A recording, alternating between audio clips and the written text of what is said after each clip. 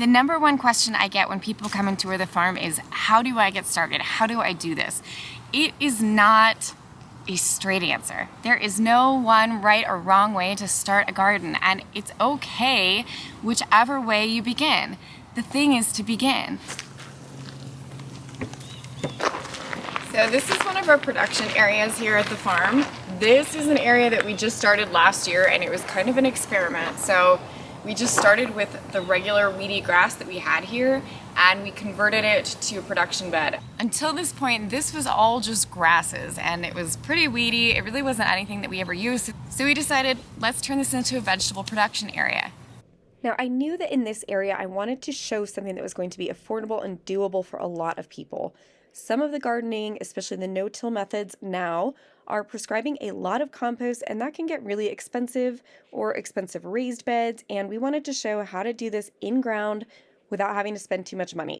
So we just used the native soil that was already here, and we did amend it a little bit with some alfalfa fertilizer, and we're going to show you how to make that. But the point is that you can garden without having to spend a ton of money to convert your lawn into beds. It depends on what type of soil you have. Not every soil is going to be just ready to plant into as it is.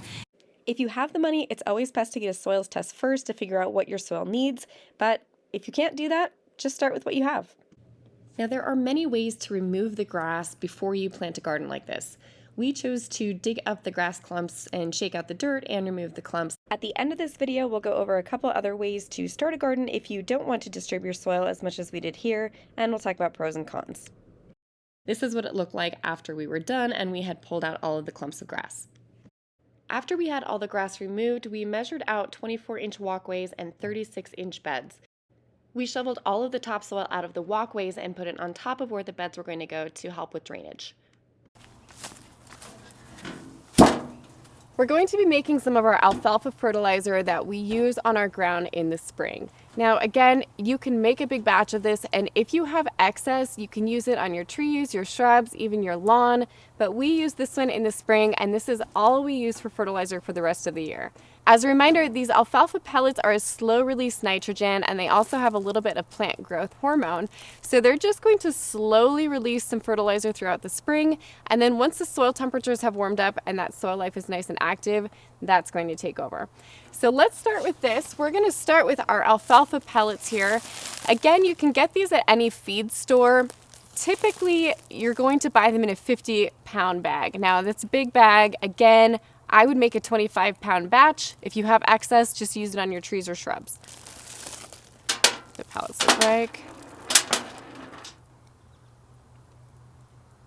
So I'm going to use half of this bag. I'm going to save the other half, and I can either save it for the year or I can just reapply a little bit more later in spring.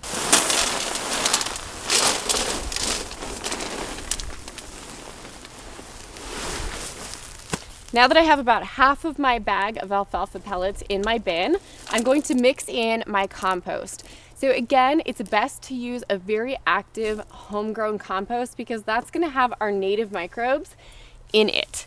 If you do not have compost ready, you can also use some soil from an area where you have some nice healthy plants growing already, because that's also going to have the nice soil life and the microbes and fungi that we're looking for. I'm going to do about 4 or 5 cups of this, and I'm going to mix my dry ingredients with my dry ingredients. So compost is going to go in with my alfalfa pellets. Once I have those combined, I'm just going to stir it a little bit. So I also have my 4.5 gallons of warm dechlorinated water. As a reminder, to dechlorinate your water, you can either use rainwater, ditch water, stream water, or you can just take some tap water, put it into your bucket, and let it sit for about 36 hours so the chlorine in the water can dissipate. Once we do that, we're going to add about 1/4 to 1/2 cup of sugar or molasses to that water. Stir it to combine. Now that molasses or sugar is just a little bit of a food source for the microbes that we're trying to populate this alfalfa fertilizer with.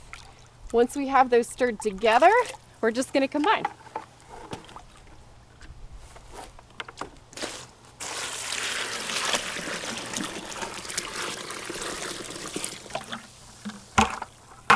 We're going to give this a nice stir.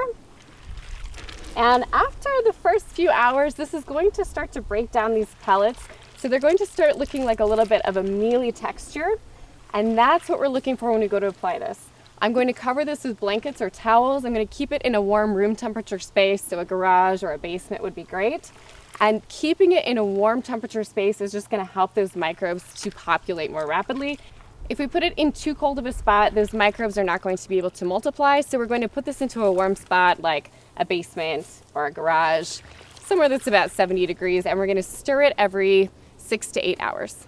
So now that it's been 24 hours since we made our alfalfa fertilizer, we're going to come back to it and we're going to give it a little smell. We want it to smell still nice and sweet. That means it's still aerobic, and that's why we've been turning it about every 6 hours to keep the oxygen in this. If we don't turn this, it's going to actually become anaerobic, so it's going to start to get a little bit stinky. So this one we want to keep smelling slightly sweet, and it should smell like sweet cut grass.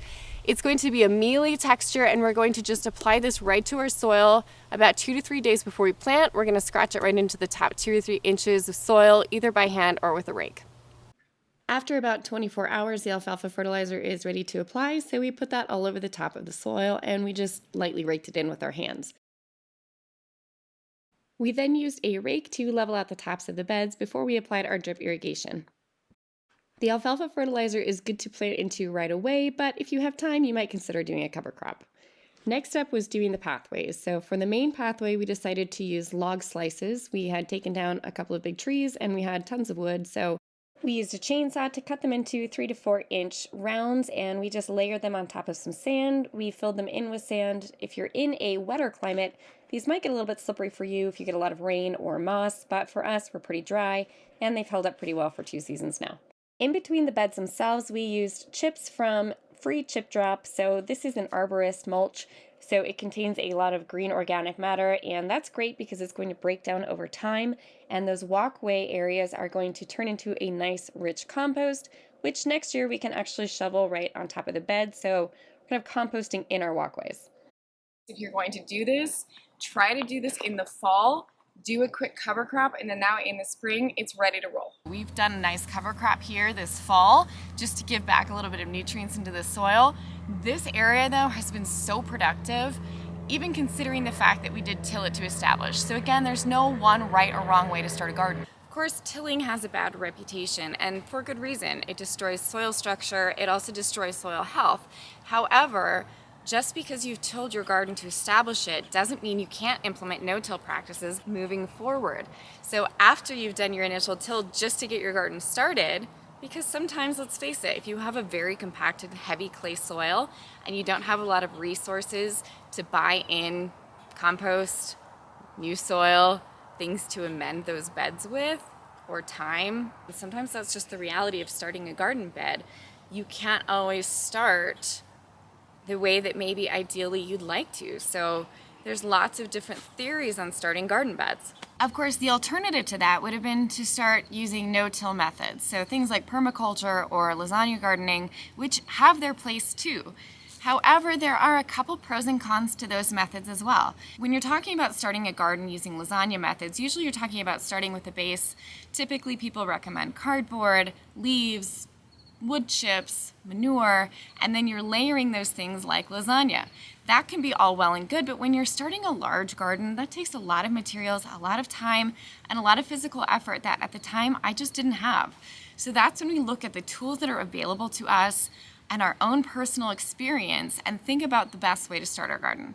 For me, lasagna gardening wasn't it. There's a lot to be said for no-dig gardening. No-dig gardening incorporates the practices of no-till that is limiting the disturbance of the soil. Usually you'll start with a layer of cardboard or some newspaper, and then on top of that, you'll layer in your soil or compost. There are downsides to this. For me, the number one downside is that I don't really know what's in cardboard anymore. And there's some back and forth with phthalates and PFAS and chemicals existing in cardboard that I'm just not really ready to be putting into my garden. We also have a really dry climate here in Colorado, so whenever I put cardboard down as a weed barrier, it stays there for years because we just don't have the moisture to break it down, even with a thick layer of wood chips. The other downside of the no-dig method, where you have to buy in lots of compost or soil, is that it can be costly. Buying in good quality soil or compost is not cheap, especially when you're doing it on a large scale. If you can make a lot of compost at home, that's wonderful, and you should absolutely make compost at home. I make compost and I don't make nearly enough for my garden. So I was having to buy in compost. So what's the downside of buying in compost? Well, there's lots of stuff in compost that maybe we don't always know about. If your compost facility uses biosolids, for example, human waste, then you might be ending up with what's called PFAS in your soil. PFAS is a forever chemical. These are chemicals that will stay in your soil forever. They've actually done studies that those chemicals get uptaken by the plants and then you consume them and they lead to cancer. So not to scare you, and I don't want to be one of those people who's fear-based and who's trying to scare you into my way of gardening, but do always buy soil with a little bit of caution.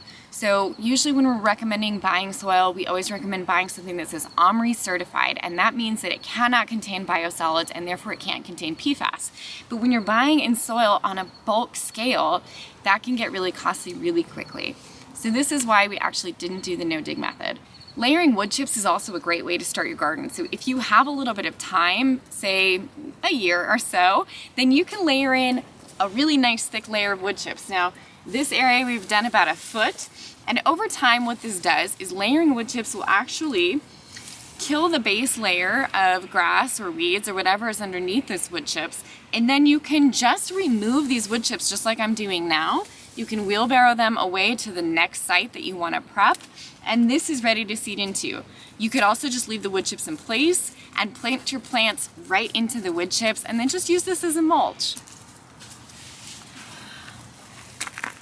Every time we start a garden bed, honestly, we start it a little bit differently, and that's okay.